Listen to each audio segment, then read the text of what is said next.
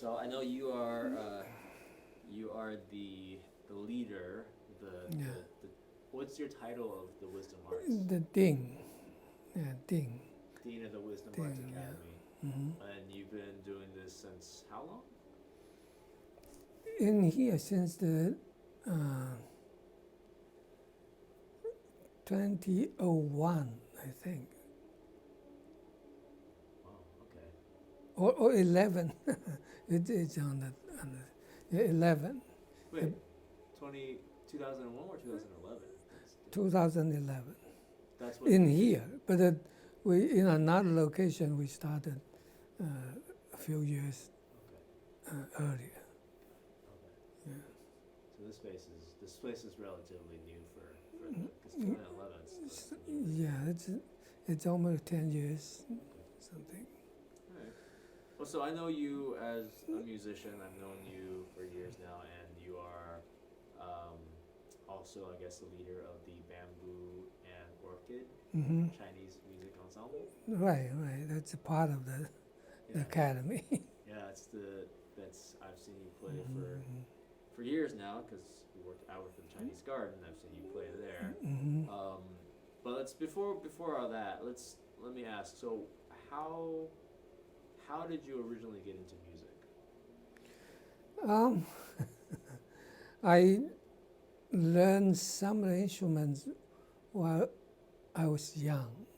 I started erhu lesson from my uncle when I was 7, and started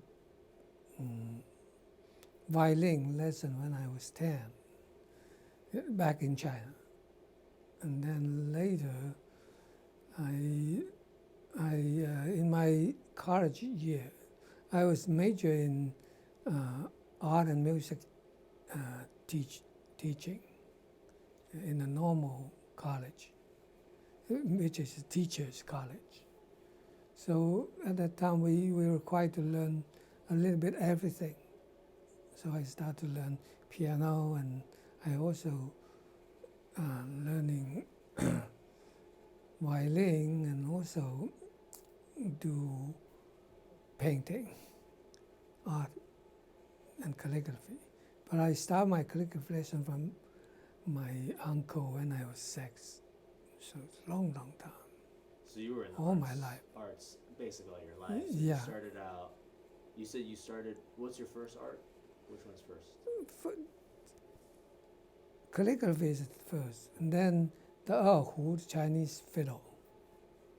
Is that common in China? I mean, I don't remember It's a this. very common.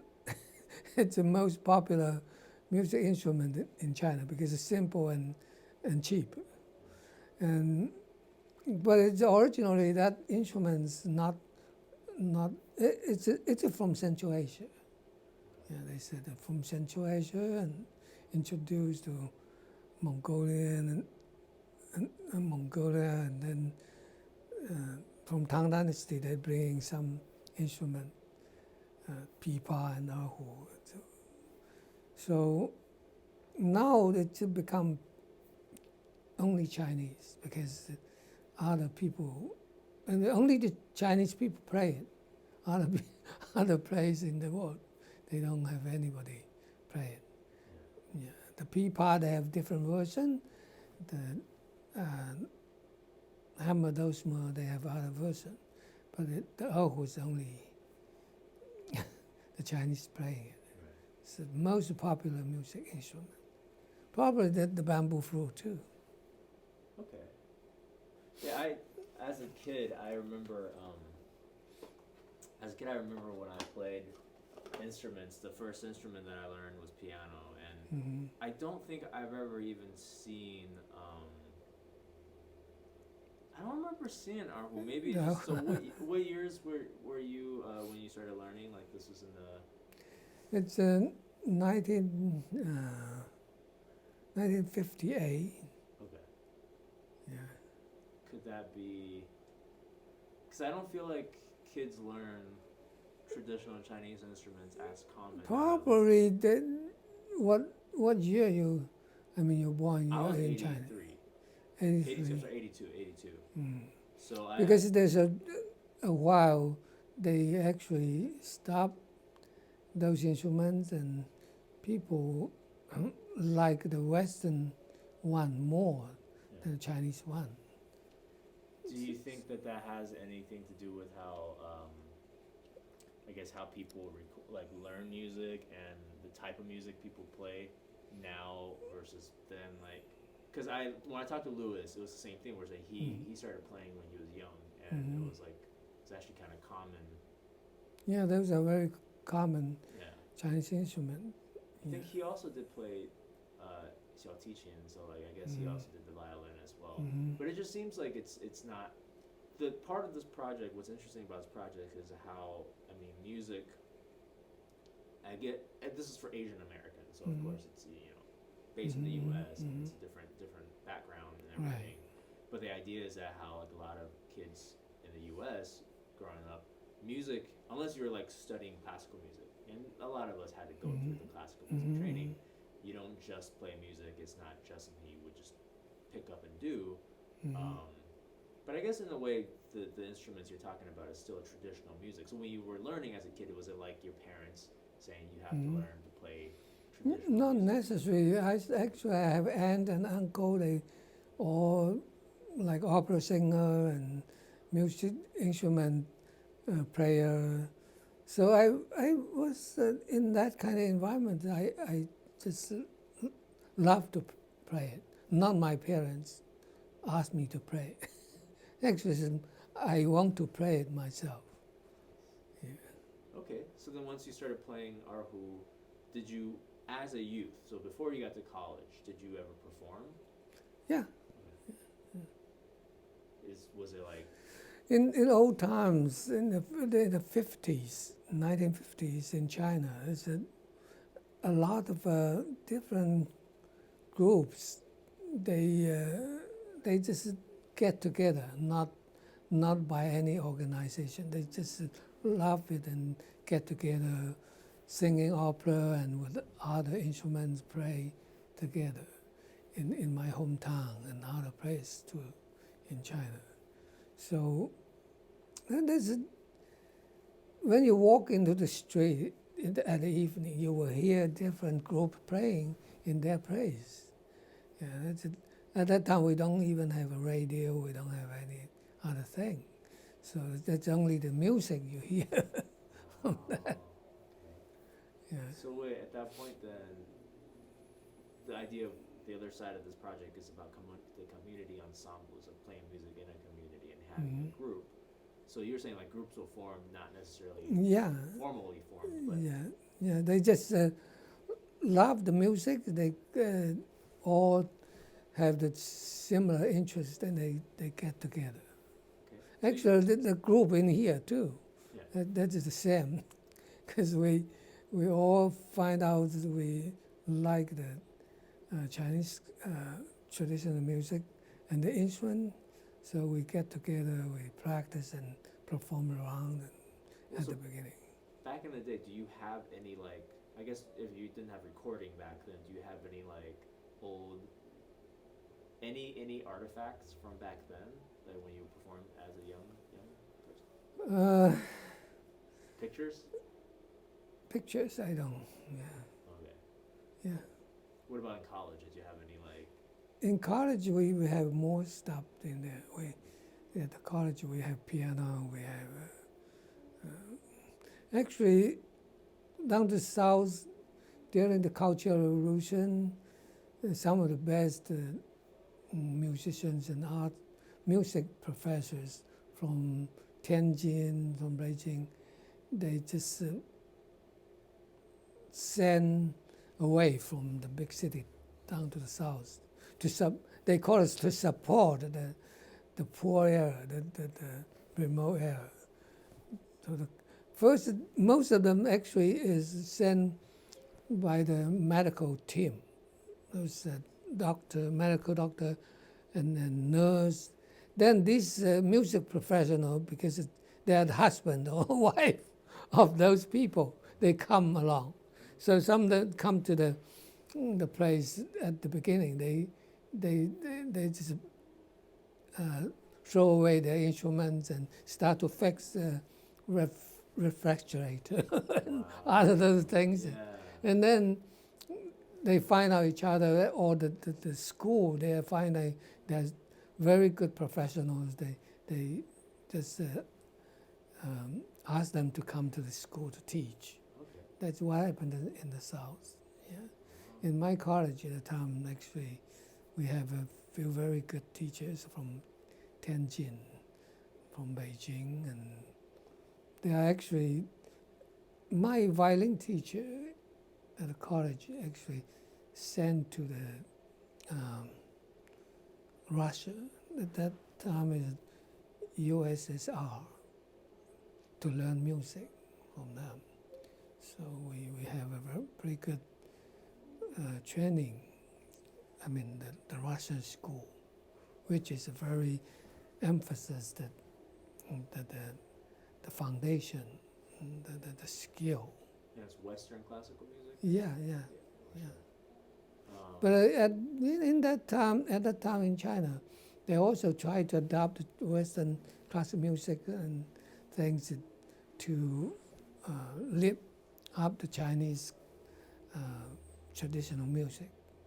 They start to use the Western style or group to play the Chinese music. So after the college years and after Revolution, did you teach music for a career, or what did you do? I first teach at the high school. Yeah. Teach at the high school. And then how long did you perform at the same time at that? Yeah, I performed around. Yeah. And that was with your groups, different groups. Yeah, actually, I performed with with a professional group What for a was couple of your years. Yeah, that's back then. It's the city, Yulin cities. They call it 文工团. It's a culture and art legion or something like that. This is like, yeah, Yunnan, the city? Yulin. Yulin. Yeah, Yulin.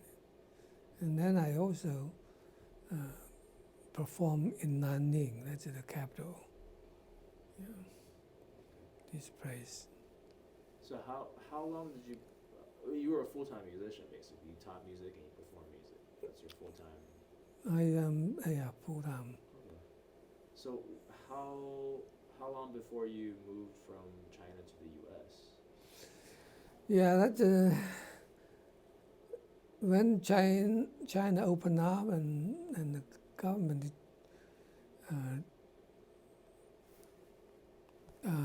recruit people that could have the ability to go out to study things, and they have an exam, a national exam, to recruit the people, know some English and have some other background. So in different disciplines. So they pick each discipline, they would pick 2 people. So if you pass the exam in the top 2, then you have the opportunity. They send you to the US, to Japan, to Europe, to England, different place. Yeah. At the time I passed the exam, I am the number 1. So this, after a year at the Guangxi University, training prepared for us, and then I was sent out to the States. Did you move to Portland at that point, or did you? No. I studied for 2 years as the U.S. and Chinese government agreement. We use the government's money, use the support of U.S. government. So we, according to the agreement, we have to go back to China to work for the government or university for 5 years before we can free to come out, do whatever we do. So that's the agreement. So I just go back to China and work in a college. teach in the college. You're teaching music? No, at that time I started to teach education related subject. Then there's professors and university chancellor or university president come to visit China, our province. I was always the one show them around and translate. I work as interpreter, even if they lecture in our college. Then I have some connection, and they come back to the States and offer me that scholarship, help me to come out to get my doctorate degree again, which is I think it's 90, 91, 91. So I come out again. So you didn't. Wow. This time because I got the U.S. Scholarship. Oh. I don't need to work for the government anymore. Yeah. So 91 you moved to the U.S. more or less? I come to study, and then 92 my family come out join me, and in 97 I finished my program. I did my doctorate degree dissertation in Hong Kong. Oh. For half a year, come back and finish up the dissertation. I got my degree in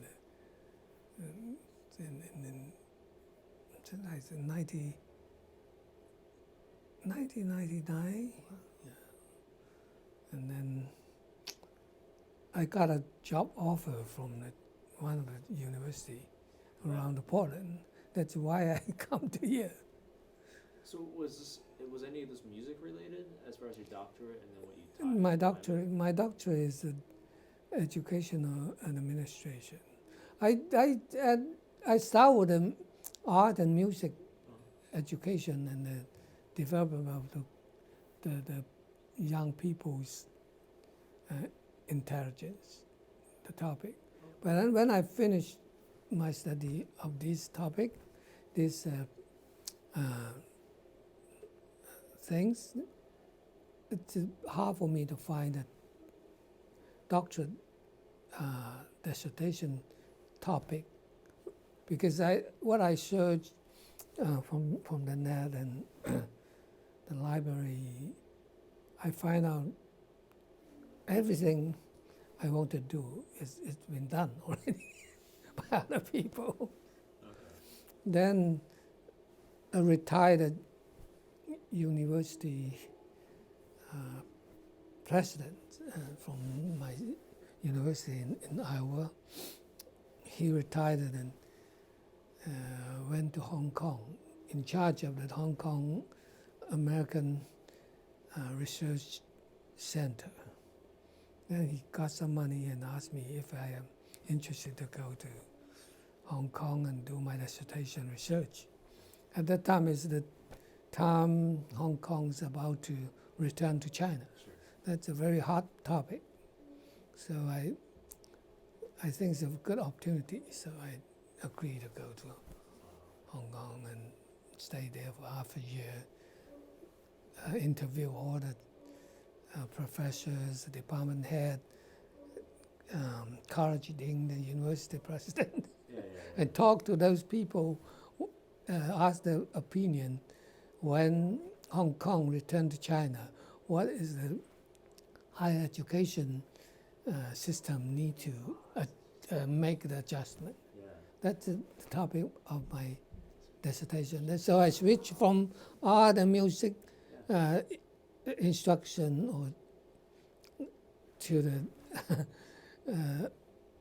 the educational system and administration. It's really interesting because especially with the current political and everything that's going on. Right, exactly. Very So very interesting. Yeah, very interesting. Well, but since we're talking about music here. What did you continue to play music during that time, or was it Yeah, something- yeah, I okay. continue to play. So that's probably at that point more like a hobby. But I more play the Western thing Okay. until I was in Portland. I didn't go to the university because they changed the offer for something I don't think am good at doing. So I quit and then start to give workshop around the college in here, and also taking students, private students. You were teaching what instrument? I teach violin and piano first, and then there's a Japanese girl come to Poland and want to learn erhu and asked if anybody can teach. I said I can teach, but then I don't have an instrument.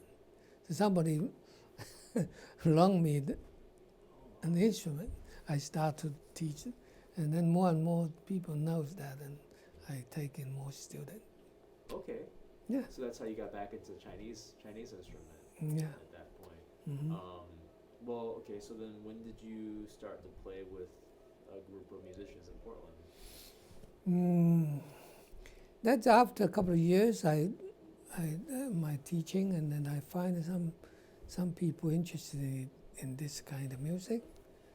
Then we first find a couple of other people play instruments, like Mr. Hong and also Mr. Lim. They play different instruments. Then we get together, play together, and then they said, people ask me to go and perform. There's some opportunity. Another thing is because the Chinese Garden, they opened 20 years ago. They try to find somebody do calligraphy so that they can film a DVD to promote the garden. So they found me, I do what they want me to do. And then we have a connection. Later, they know I can play music, Chinese music, and calligraphy, everything. Then they asked me to do. That's later, I work a lot with them, different arts, until today. So. Yeah, it's a nice place to sort of bring people together because it's like a Chinese cultural center. Right, exactly. It's a business, but it's a cultural center, and then you bring all these people in. And I mean, I guess all the musicians in your current group, plays there. Like on a regular basis, they all have a day where they go and play music. But for you to find that community, and this is in the late '90s when you started playing with Lewis and. Yeah, it's actually it's a early.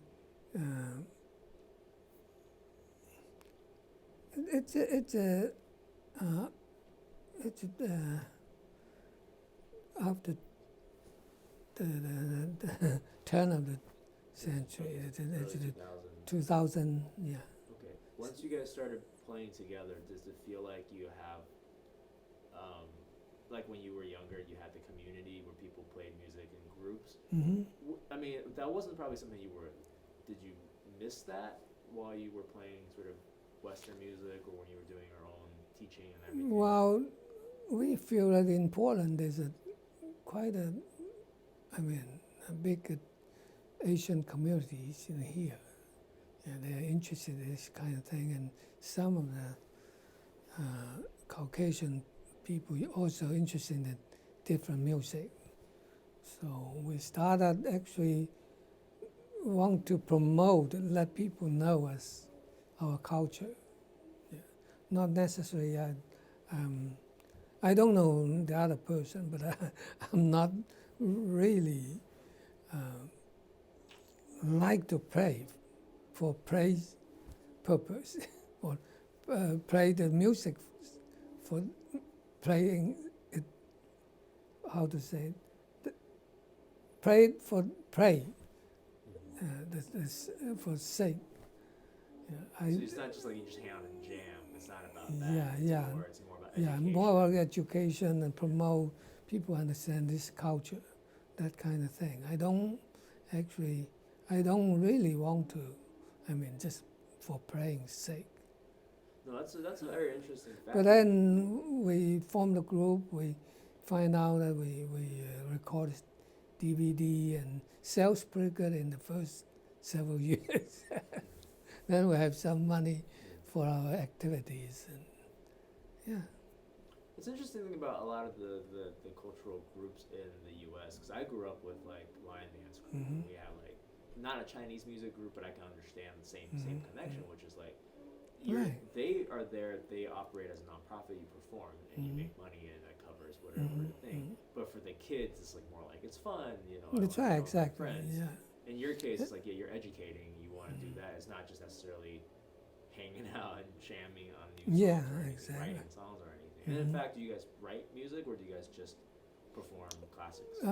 We perform classic most, but I do rewrite the music to fit our group, and sometimes I don't like what I see there. I do make changes, Yeah. but I seldom write my own music. Okay. But I met a Tibetan person. He sang out some Tibetan music, and I record it and write it down for them to play, and I do this kind of thing. I'm not a composer.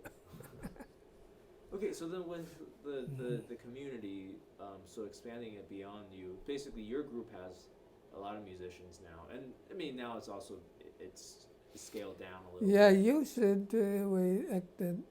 I mean, the best times we have more than 10 people play in the group. Because we have some students, we have some other musicians come in, but they left later for make a living, and the kids play with us. They all grow up. And Go these are to kids that are college. Your students. Yeah, yeah. This is all in the early 2000s. You had the group. You were teaching your students, the young students. Was this when you started the Wisdom Arts Academy, as far as like the idea of it and how? Yeah, actually, somebody started a school in other place in Foster, and that's Wally and Carol.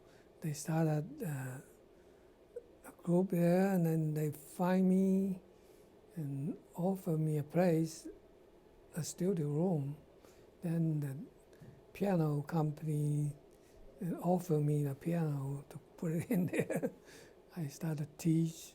But then after a few years, they find they are hard for them to cover the rent. They start to, sign a contract. The rent is a little bit too high. They expect more incomes, which is not happened. So they come to almost the end of the school. Then I met the medical doctor at the tea house and chat a little bit.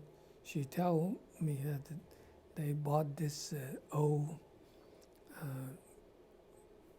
Korean Christian church, and then they only use the front part of it. Then I said, oh, well, we might use it. And then I come to look at it, and I think I like it. So I bring those group, all the people come over here. That's we started the academy. That's where we are right now. We're in the Wisdom Arts Academy in the old Korean Sunday school. Yeah, exactly. It's so. What's right now? Do you feel like there is an interest in playing Chinese traditional music in Portland, like young people playing it? Some, not a lot now. Some of them, younger people, some of them, they immigrated from China. They are high school students. They play guzheng, some instrument already. They come to the garden to perform. We can get some of those students.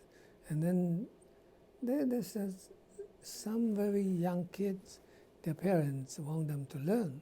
they bring it to me. I also teach those very young ones, but not many. But some other people, the Caucasian people, they interested in different culture, they come. But those people just not very commit.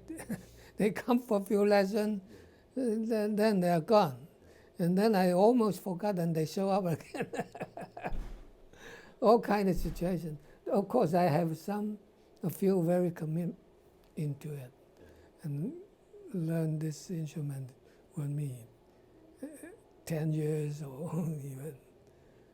So it's not quite a community as much as it's right now. It's still, like you're saying, it's education. You're teaching people who are interested in learning it, but it's not like people are getting together and playing traditional Chinese music outside of. Yeah, there's that kind of group, but not our group. Yeah. Okay. Our group, we usually have very good musicians. And they don't need to practice that much. And the kids, do they have formed little music groups? We used to have a kids group, like I have 8 kids or some, I think 8 to 10 kids. We form a small, younger bamboo and orchid ensemble, and then they play around too. Do you think we need that for, like, is that something that's missing in the world or in Portland, that there would be young Asian American kids that are learning traditional Asian music? Most of the Asian or the Chinese parents come here, they encourage the kids to learn the Western music instrument more than the Chinese one. I always tell them it's easier to learn the Asian one. Like the erhu, of pipa is another story. The erhu, the guzheng, these instruments, I said, probably you commit a couple of years, you play pretty good with a good teacher. If you play piano, 10 years is nothing, and violin too. Yeah. So it's very different, but still, most of them they're more interested. Probably in China they don't have the opportunity, and then come to here. They think they need to seize the opportunity to learn the Western music, which is more popular in the whole world. It, of course, it sounds good and more rich, much more rich. Repertoires all over the world. Not like the Chinese one, they only have the Chinese tradition ones, which is simpler and more simple and easier. Yeah. But still, some of the things is not that simple. It's just a different concept of art and music. Yeah, you want to do it good and really learn the things back of it. It's still need a commitment. Yeah, just like the Western. Anything you want to do real good, you have to commit your time, which is nowadays the people don't have that much time to put it in. Too many entertainment stops. That's true. Yeah. Well, since you got another lesson soon, 2 quick questions. So one, do you feel like do you want this to be a legacy for you as far as being a teacher? Do you want this to continue? Do you want to have like the school continue on to teach this music for the kids? Yeah, I now in my retirement, my retired years, but I do hope that somebody, younger people, can come in and take the, carry the flag longer and maintain the school. But I don't know for now. Yeah, I don't see anybody that can do that. But I do hope that people can carry on this kind of activities, which I think is valuable because it's in States, most of Western people, they don't deeply understand Asian culture, yeah, which they need because the globalization in this point and technology, we all need to understand each other more. So, That's yeah. great. So last question. This is a question that the director of the festival, or sorry, director of the nonprofit asked in his interviews, and I thought was really interesting. You can interpret it how you want. I'm just going to ask the question, and you give me whatever answer you want to give me. What is your first memory? Of what? That's the interpretation. It could be, I guess, your first early memory, your first memory of music. He just asked, what's your first memory? Yeah, I still remember when I was a very young kid. I have an aunt who is a very good Chinese opera, or Southern China, Cantonese opera singer. And she sang in the opera house sometimes. I heard it, I like it. And also my uncle played the music. Hammer those maracu, pipa, those with his friends, and I always stand by and listen, and I love the music. I think that's the greatest music in the world at that time. And also in my home, my older uncle is a very good calligrapher and brush painter. So I also influenced by that. Yeah, that's come up to nowadays. My whole life I still doing this kind of thing. Yeah, for more than 60 years.